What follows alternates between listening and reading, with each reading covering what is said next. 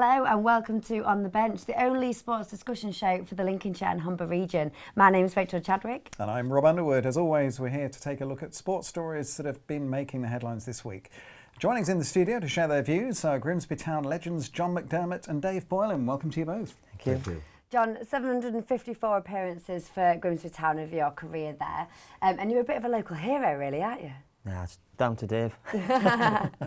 Yeah, I've been here about 20 to 30 years now, so I always got on with the fans when I played. So yeah, and you've got a book coming out at the minute that's obviously a tell-all for people in the area. Yeah, it's what the fans wanted to hear, the stories behind the scenes, but like I was saying to Dave earlier, it's about memories, players' memories. Sometimes they can be forgotten, and if it's there in black and white, you can always go back to it. Yeah, definitely. And Dave, past Town Player of the Year back in the 70s? Yes, that's right. That's when they used to kick you all over the place, and I was 5'3½", the smallest footballer in Britain, and I enjoyed it immensely, I must say that. What I like about Grimsby is the absolutely fantastic support we used to get. What's your involvement with the club still these days? Well, it's a voluntary involvement, really. I live in Grimsby, I live in Cleethorpes now. I lived in Grimsby for 40 years, moved to Cleethorpes 2 years ago. I'm still a very, very big supporter of Grimsby Town, and I don't like to see where they are at this present moment in time. Now, what do you make of their opening to the season? Well, it's a bit 50-50, isn't it? You know, we've won 2, I think, and lost 2. We seem to have lost something at home, a little bit of individualism. But it's still early doors yet, obviously. Maybe a bit of a hangover from last season. You never know. Well, I think there's been a lot of changes again, you know, and that's what happens. And John will tell you that you can't keep changing sides with 6 and 7 changes, and you've got to have a method of how you're going to play. And it isn't fair to the sports at the moment. Do you understand what I mean? But I do believe that we're there, ready to take off. Yeah. Excellent. Well, thank you very much for that, and we'll hear a bit more for you later on in the show. Coming up later on in the programme, Tom and Stu will be back to answer more of your questions in a view from the Estuary, coming this week from Blundell Park.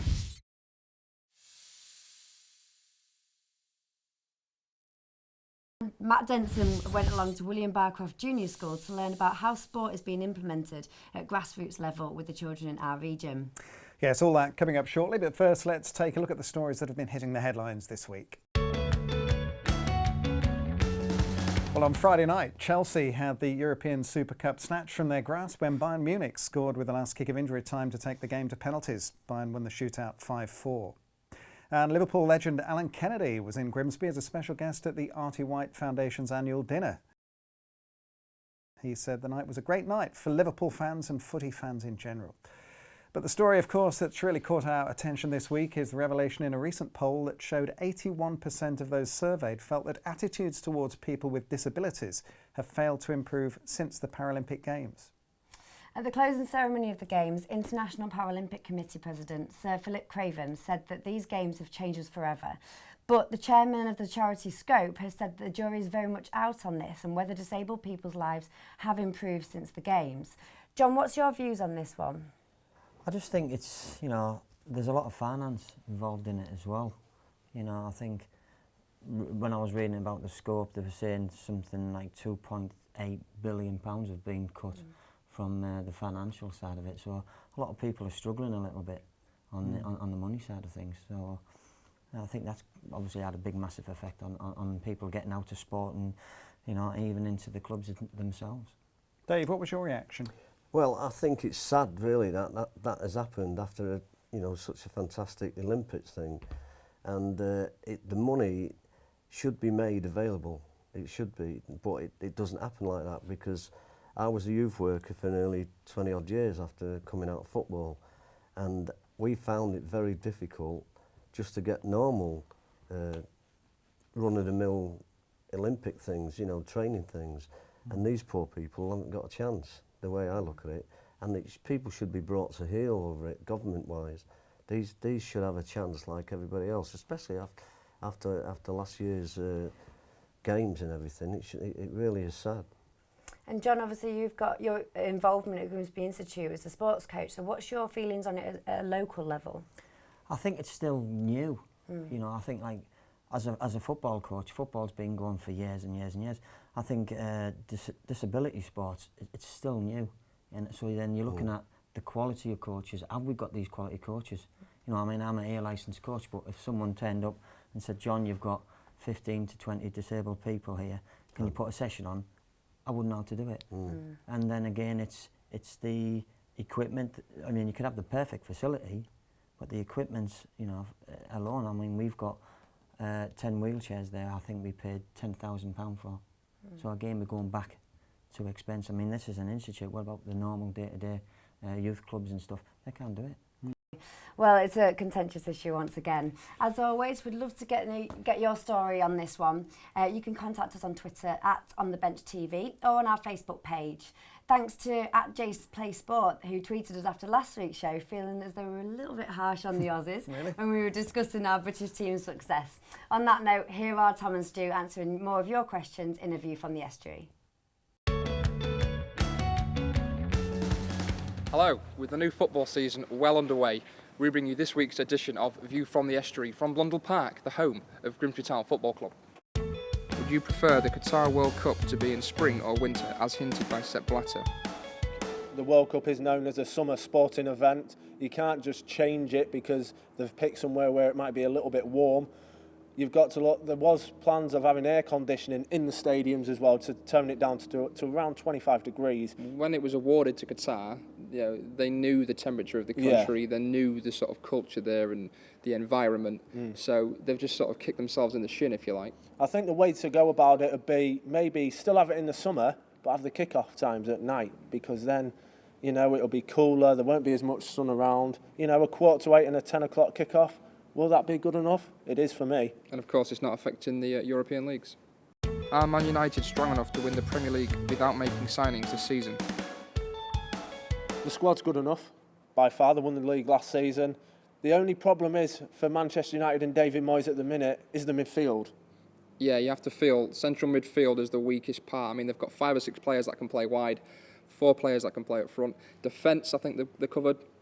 I think it's just central midfield. If they get injuries or any players out there, you have to feel, you know, they might be exploited and therefore drop points. So I think that's where they're at risk for this title. Would Samuel Eto'o be a good signing for Chelsea, or is he past his sell-by date? It's a good bit of business by Chelsea, free transfer, but is it the wrong age for him to come over? I think it might be. He's 32 years old. Making your Premier League debut at 32, you don't know what to expect, and it's not like he's been competing in the Spanish or the French league, which obviously are more competitive than the Russian league. But as you say, as a free transfer, you know, you can't say no. If there's a fee attached, you might have to disagree. Which sides can push for a Premier League promotion this season? You look at Wolves last season, favourites to go up, relegated to League One. The Championship is getting up there with the Premier League in terms of standards. Yeah, and you look at your Watford, your Crystal Palace, they were the shock team for last season as well. Everyone would expect Watford to go up, I think, with their owner and the quality of players they've brought in. Maybe Nottingham Forest, they've got a great squad. And the Sleeping Giants as well, they are a Premier League team in the making for me. Without a doubt. Is Town's current squad good enough for promotion this season? 20 players for a squad who should be challenging for promotion this season is never enough. They're going to get injuries and the squad's going to be stretched. Yeah, as you said, that's going to affect the starting 11, the side that can compete each week. So what's the solution to that? Loan signings? Yeah, you look at the loan market last season, Grimsby bought in some quality players after the transfer window had closed. Maybe we can see the same loan players back again. Who knows? If we do see that happen, we could see this positive start to the season continue. Thank you to Grimsby Town Football Club for having us today, and thank you for your questions. Thanks again to Tom and Stu. If you want your questions answered, then send your tweet to @AskEstuary. Well, after the break, hope you can join us in the second half. We'll be discussing all the latest football transfers with our guests, and Matt Denson will be down at William Barcroft Junior School. See you shortly.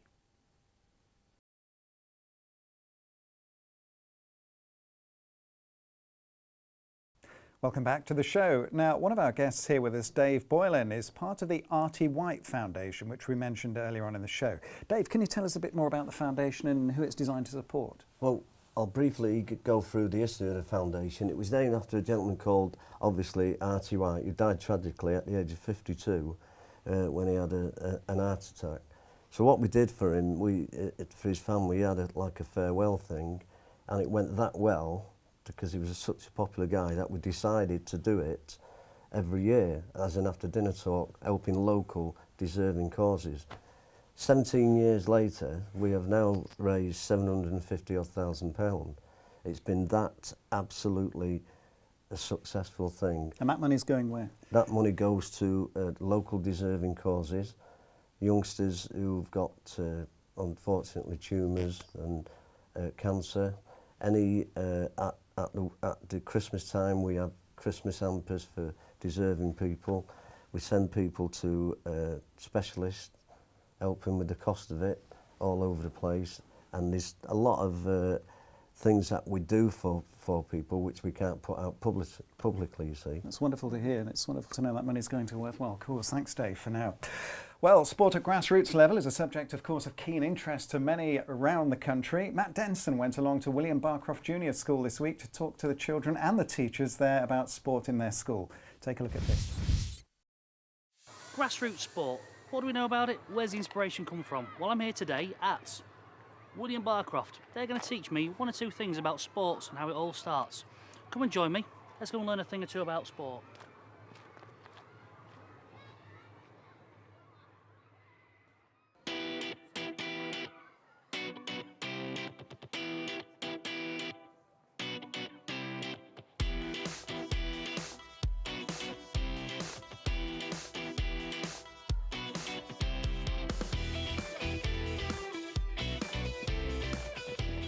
I'm Mr. Lofts. I've been teaching PE here for 2 to 3 years now and become full-time within the school, so we've kind of taken over the curriculum and we teach the kids every single sport pretty much that's relative to them and their development, try and progress them through the years. And with that, as you've seen today, we've got the sports champions.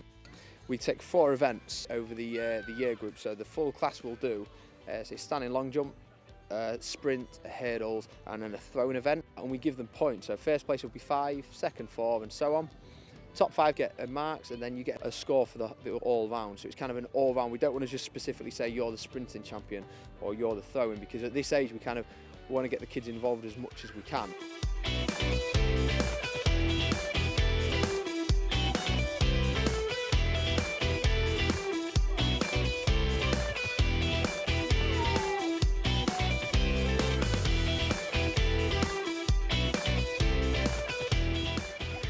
These kids are good. I thought I was coming here for an easy ride. Clearly not. They're trying to put me through my paces.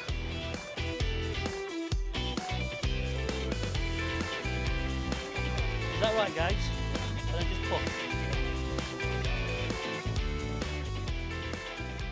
So, guys, what do you want to do when you grow up, and who inspires you?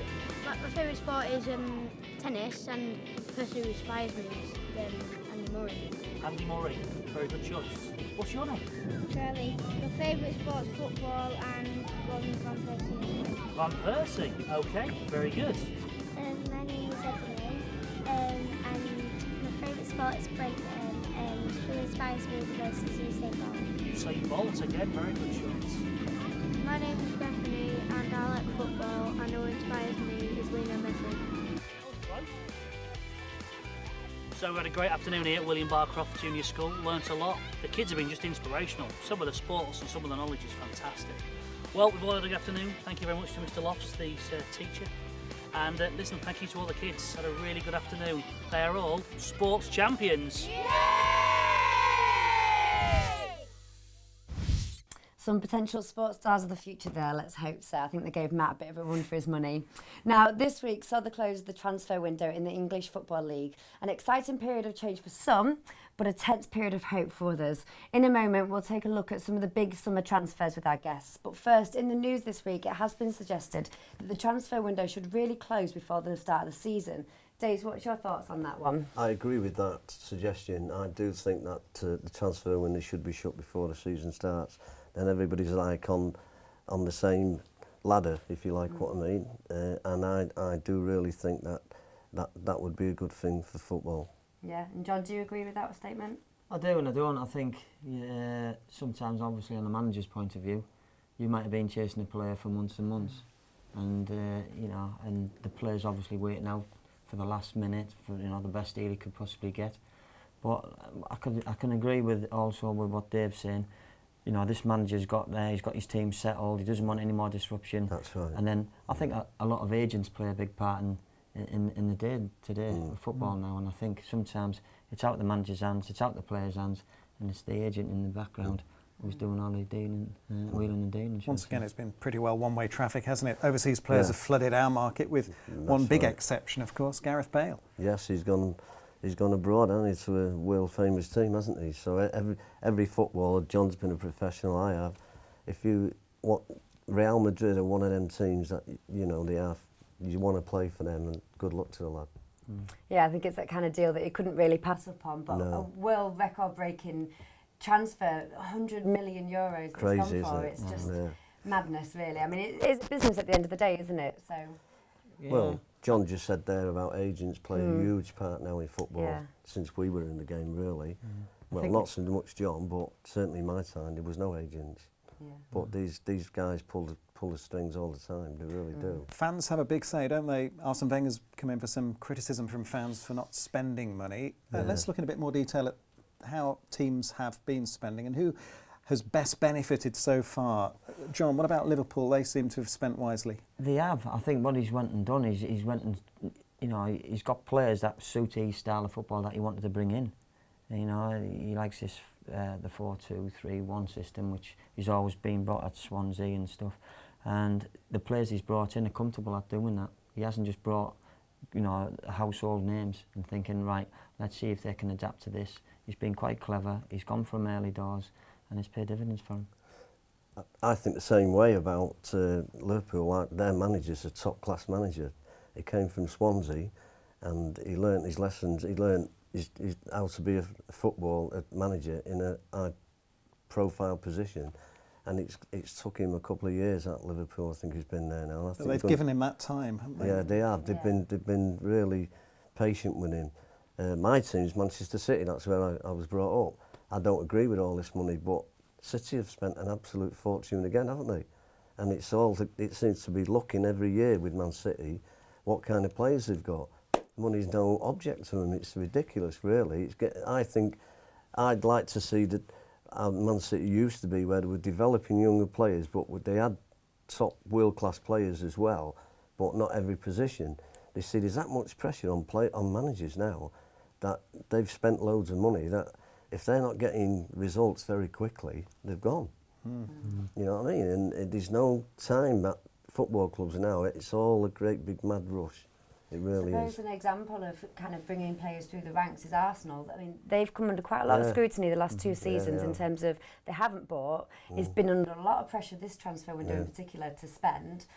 And actually he's done pretty well with people coming through the youth team. Yeah, I think with Arsenal as well, even when he first came in, I mean, he brought a lot of players over from France and he brought a lot of foreign intake. But what people don't see is a lot of the younger players were going out on loan to championship sides. I think he had something like 15, 16 English young lads going out to all clubs all over, and I think Chelsea have been doing it. I think they've got something like 20 odd out now on loan. No one really knows the background of it all, even though they're saying, yeah, they're stopping it all, all the smaller clubs are actually getting the benefit from it. Yeah. Well, it's set to be an exciting season, that's for sure, isn't it? Well, that's all for this week. Thanks to Dave Boylen and to John McDermott for joining us in the studio, and of course thanks to you for watching. We'll be back next week and we hope to see you then. Bye-bye for now.